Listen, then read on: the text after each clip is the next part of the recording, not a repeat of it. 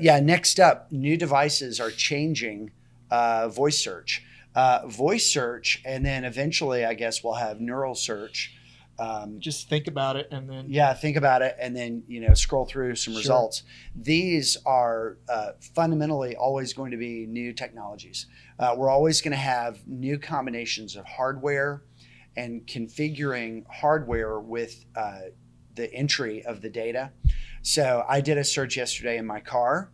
I have a truck. I was driving. I wanted to know something. I used voice activated search. I was just doing a quick search to get something.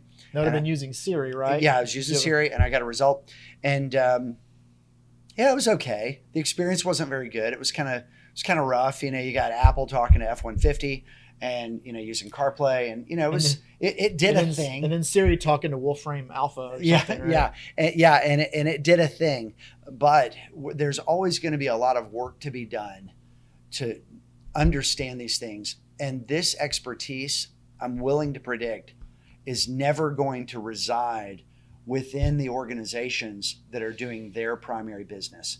I don't think there will ever be an oil change shop or an oil change brand with 1,000 locations that will say, I think we need to develop an in-house expert for understanding something like the minutia of what's happening today with voice search. I think you're always going to have areas of expertise that are needed to be brought in, even if it's on a consulting basis to train somebody or just provide the content. Right. So it's an industry that's rich with innovation, not because of necessarily a change in the fundamentals of people and problems and content, but because the mechanisms that are between those two things are constantly changing.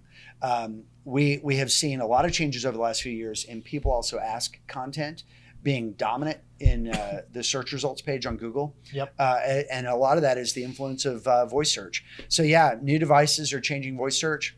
That's just an example of a larger category, but change is a constant. So SEO is not going away. We're always going to be figuring out how to work today to connect people and answers.